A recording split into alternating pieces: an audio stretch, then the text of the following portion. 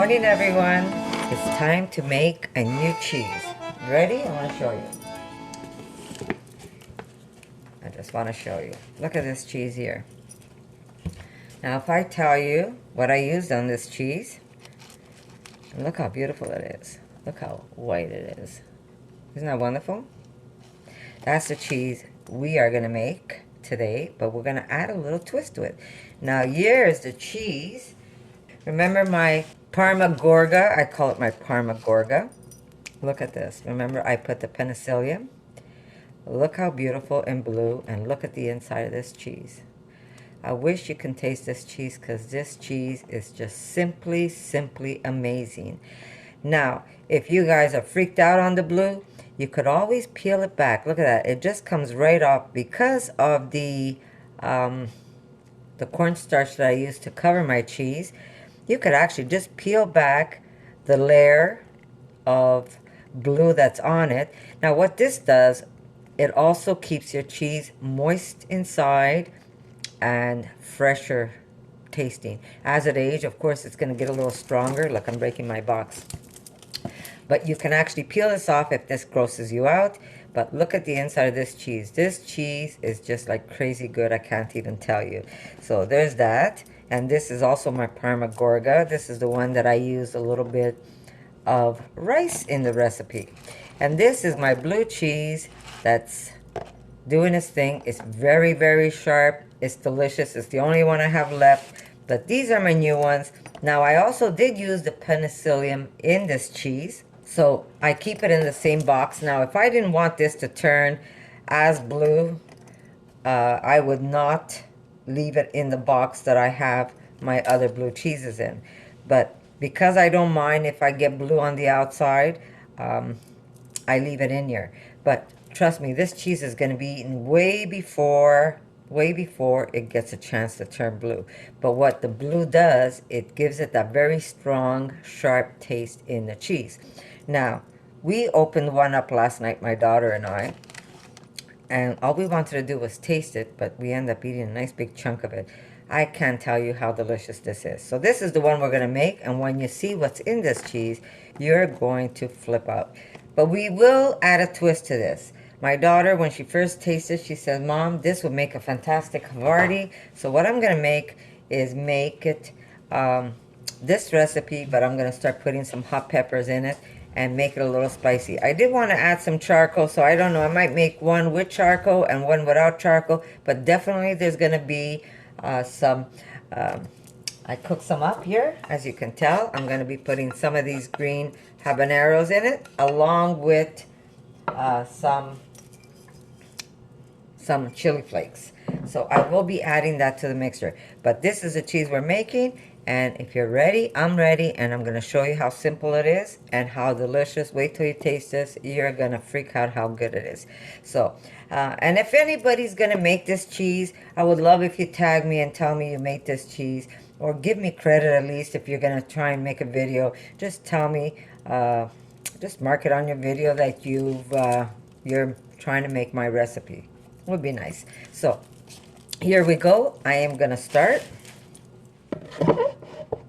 We're going to need a mix of cashews and almonds. 2 cups in all. But it doesn't matter what if you do 1 and 1. In this recipe, it is 1 and 1.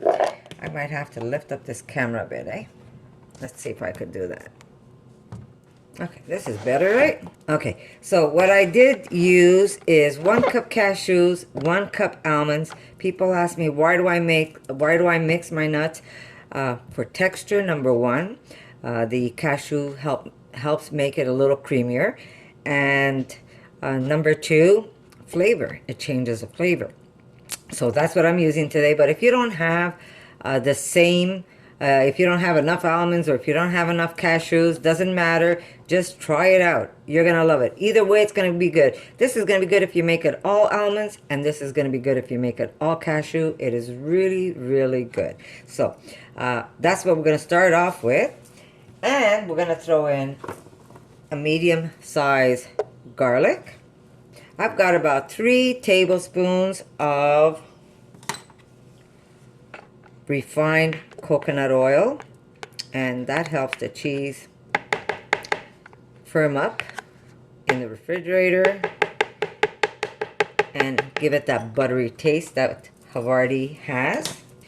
We're gonna put about 1 tablespoon of miso. Are you ready for this? What is that? That's basmati rice. We're gonna put about 2 cups, equal amount of rice. So since I have 2 cups soaked nuts, I'm gonna use about 2 cups of basmati rice. Why basmati? For the flavor. You can use a different rice, but it won't give you the flavor if you don't use a basmati rice. So I'm gonna put this in without shaking you around, so give me a chance here. Whoa. I don't want to lose that rice. Now, I had this rice ready for me yesterday. And it's cheaper. You get more cheese. Believe it or not. You get more cheese for your money. Okay, here we go.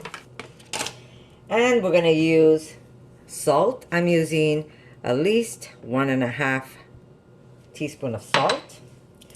We're going to need rejuvelac. Now, I am just going to strain this. I really have to find a better place to do this, right? Okay, so as you could tell, I have my penicillium right, the bread soaking in my rejuvelac water. And I'm going to show you my rejuvelac water. Let me just strain this for now. Now, why am I using that? I'm using it because it adds a nice, sharp taste to the cheese. But we're not going to use the bread part. We're just going to use the water that the bread was soaking in. So I'm just going to put this here. And this is what I'm using now. Now, I'm going to measure it for you just so you have an idea. Because I'd rather start off with a little bit of water rather than a whole lot of water, and then I'm going to have a soupy mess. So I'm going to show you how much I'm using. That's 1, 2, 3, 4, 5. It's about 6 tablespoons of water that I'm starting off with. Now, you're going to say, how am I supposed to know how much water is good for my batch of cheese? Well, remember, start with little, and then if you need more, you're going to see if your nuts are too crunchy still, because you want this to get very creamy. Then you add a little more rejuvelac. I'm using rejuvelac this time because it also adds that extra kick in your pants type taste. Rejuvelac, especially my rejuvelac. Now, some people are afraid to keep it for a long time, but you know when your rejuvelac has gone bad. If your rejuvelac tastes like cheese, smells like cheese, you know your rejuvelac is really at its prime. It's the best rejuvelac you're going to get. It's full of probiotics. But if you see, as you're aging your rejuvelac, it starts getting gnarly tasting or smelling, do not use it. Throw it away. I'll show you mine. Look at this. I'm going to shake it up for you.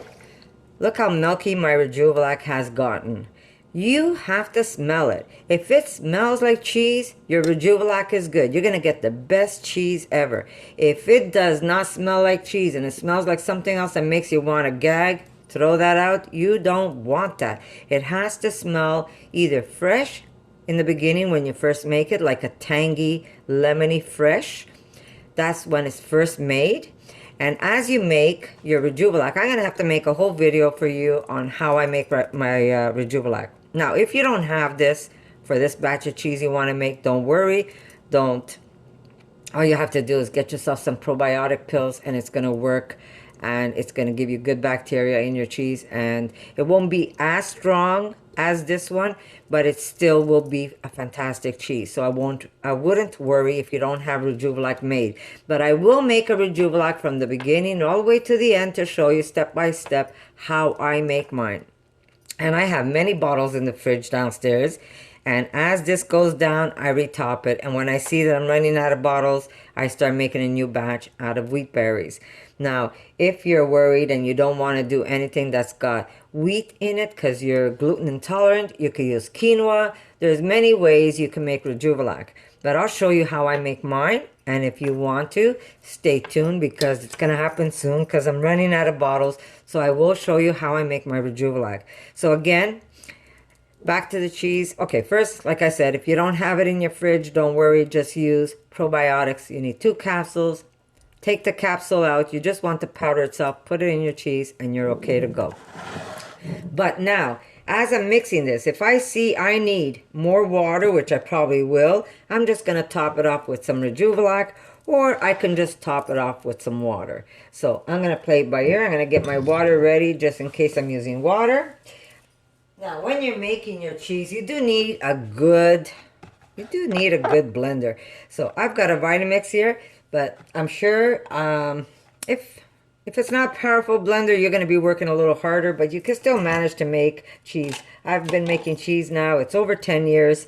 And in the beginning, I didn't have my Vitamix. This was a gift from my daughter, Erica. Whatever I had, I used, and I made it work for me. So you just have to be a little more attentive where you got to push the cheese down and keep working at it. Might take you a little longer, but it's still workable. Here we go. Now, if you don't have any of the, say you've started off with blue cheese and you don't have any penicillium left, but you do have some blue cheese, all you have to do is pick some of that blue off. If you don't have any already in the freezer waiting for you to be made, just put some of the cheese or some of the blue from the cheese that you have right into it, and that's going to be good enough for you too to get that bacteria in your cheese. So don't be afraid. Like I said, if you don't have it already prepared or you haven't bought one. Now, being vegan, we have to make our own, or we have to buy our own that's vegan. If you're okay and you're not vegan and you want to try making nut cheeses and you don't have any penicillium at home, what you could do is go get yourself a tiny sliver of blue cheese and then just pick out that bacteria, that blue from the from your cheese, and you could throw it into your mixture. At that point, it won't be vegan, but if you're not vegan, it's not the end of the world for you. But eventually, if you keep using the blue from the cheese that you create, it will be a vegan penicillium, because eventually it will take over. The plant base will take over. But it really is simple to make. And if you don't have the penicillium, you can still make this cheese, and it's going to be just as good, just not as strong, not as sharp, but it will be very good. So either way, it's up to you. So we're going to continue this cheese. I'm going to mix it without making you go deaf, and then I'm going to see if I want to use a little more rejuvelac or a little extra water, and I'm going to show you in a bit. Let me see. Okay, I'm still going to work this cheese, but before I do, I almost forgot. That would have been very naughty of me. I am going to put about a tablespoon of my shiitake. Whoop.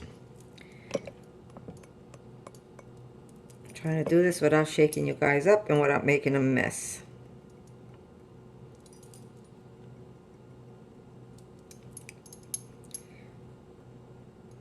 Yeah, we just want about a tablespoon of my shiitake powder. Now, if you don't have shiitake powder, don't worry, it's not the end of the world. But this is what I use in my cheese. In this cheese, anyhow. God, I wish you could taste this.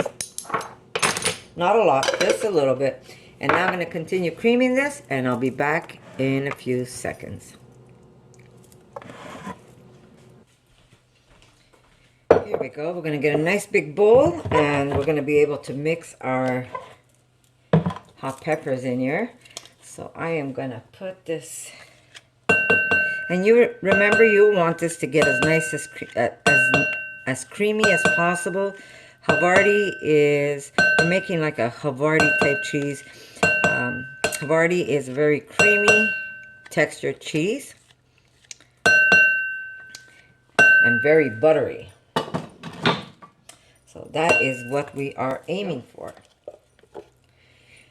And notice how 2 cups of nuts got extended with the rice that I added. And that rice really gives this cheese a wonderful texture and a wonderful taste. And this all happened when I created my, what I call my Parma Gorga, the one that I showed you earlier, where now it is completely blue on the outside, but I just wanted it blue on the outside, not the inside. If we want to put blue in the cheese, we have to either poke holes in the cheese as it's aging so the bacteria could feed with the air that goes through the holes, or we have to break the cheese apart and we have to reassemble it so the blue that's on the outside makes its way into the cheese inside. But because I only wanted it blue on the outside, I didn't bother breaking it apart or making any holes. Jeez, like I'm all over the place today. Nothing new with me, right, guys? Okay, so while I'm doing this, I have to stop and give thanks to Sonia. Oh my God, what a surprise this week. I go look and actually I got a notification that someone made a donation to my channel. And I was just over the moon with excitement. I can't believe that someone did actually stop by and make a small donation. Well, it wasn't that small. And I just want to thank you from the bottom of my heart, Sonia. I'm not going to mention your last name, but Sonia P., thank you very, very much. It helps. Every little bit helps. It helps me get what I need so I can make more videos for you guys. And I am so appreciative. Thank you, thank you, thank you. You are just simply amazing. You tell me I'm amazing, well, you're pretty amazing too. Thank you very, very much, Sonia.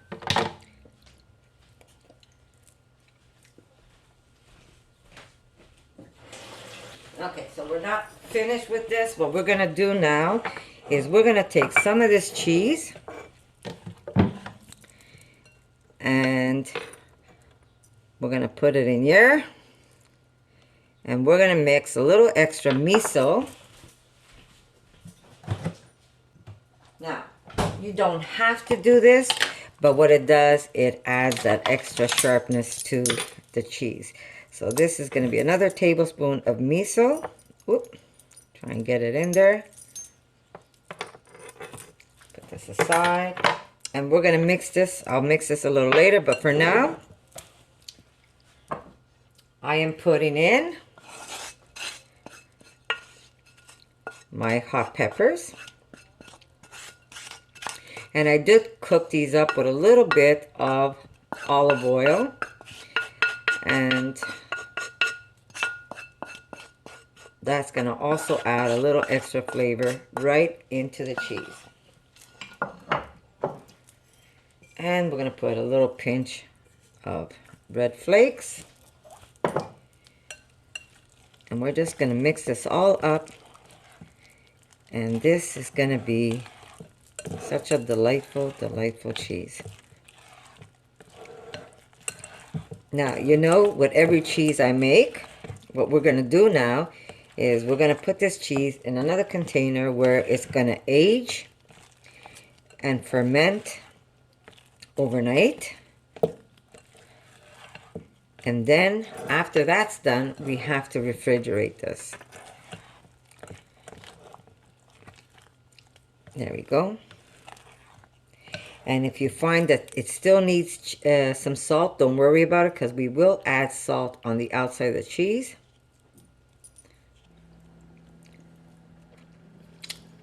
Wow, this is going to be even better than the one I made 2 weeks ago. Now that cheese I showed you, I'll show you again. That cheese was made 2 weeks ago. And it is ready to eat if you want to eat it creamy, or you can age it a little longer. That really is up to you. Now, I'm going to just mix this with a little chopstick, or my little sticks. Here we go. We could even add a little extra miso. That looks pretty good to me.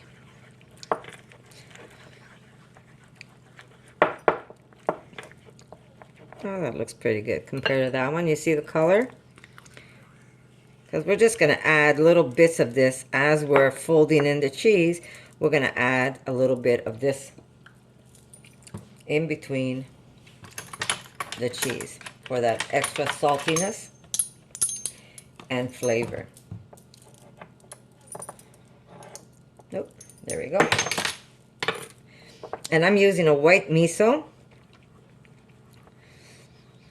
And this is a soy miso, but it is an organic. Remember, if you guys are going to be buying anything that has to do with soy, because they've genetically modified soy, you want to always get it organic. And don't be afraid of soy, guys. Soy is one of the healthiest things for you. It's a bean. That's all it is. And it's very high in protein. And the good thing about soy is that people are saying, oh my God, if I eat soy, am I going to grow boobs? I'm a guy. No, you're not going to grow boobs. It's very good for you. Do not be afraid of soy. Eat your tofu. Just make sure you get it organic. You know, and people say, oh, I don't want to eat soy. And these are the people that eat meat. Well, they're eating soy anyhow because the cows they eat are eating soy. And they're eating the genetically modified one. So, you know, it is what it is. Okay. So now we're going to put this to ferment. We're going to ferment this also. We're going to cover it, but not completely covered. I'm just going to put it in a smaller bowl so I have room on my counter. But this is step 1.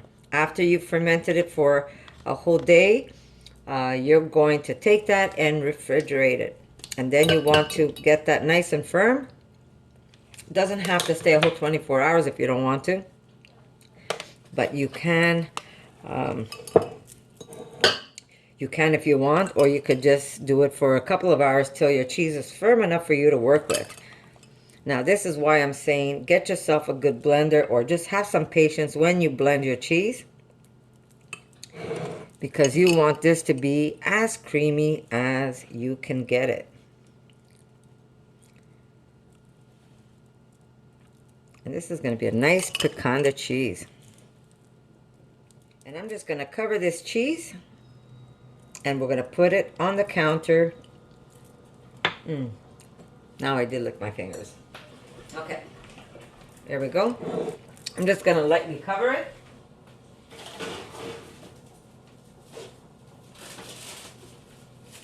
You don't need to seal it. Look what I did with my plastic. You don't need to seal it, but you do want to cover it. And you're just going to let this ferment. So come tomorrow, this is going to ferment all day and all night. And then come tomorrow, I am going to put this in the refrigerator. So I'm going to put this aside. And again, here's that cheese. I'm just going to pull it out to show you. Now, this cheese has only been aging for 2 weeks, so it's still a very soft cheese. But what a delicious cheese. I just want to show you.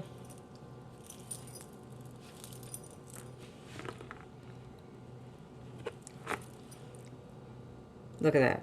It's nice and creamy, but this is only going to get better as it ages. And the taste is to die for. To die for. So you can eat this creamy, or you can just let it firm up a little more. And it is just a beautiful, beautiful cheese. So we're going to make one just like this, but with the hot stuff in it. Look at that. I could eat this all day. And this is, like I said, my Parma Gorga. Now this already cuts nice and firm. Beautiful, beautiful cheese. My God, I could eat this all day long. I'd probably become like over 200 pounds, so I better watch out. But there it is. Be right back. So here you go, part 1. I'm going to upload this video, and then there's going to be a part 2 of the video, and then there's going to be an update of this cheese. But I want to, again, thank Sonia. That was so sweet of you. That was one of the nicest gestures ever, and it really means a lot to me. And you are as sweet as they come. Thank you so, so much. And again, thank you everyone for following me. It really, really means a lot to me, and I really appreciate every one of you. I know some of us don't see things eye to eye sometimes. I really appreciate everybody's comment, and I love to hear what you guys have to say. And what makes me happy is to hear that you love my food. That's really something else. And I haven't forgotten my giveaway for July. I just haven't had time between Canada Day. Everything was happening at the same time. I had my grandkids for a couple of days. So the July giveaway is a little delayed, but there is. So here's part 1, guys. And I'll see you soon with part 2. So have a good day. And yeah, I'll see you soon.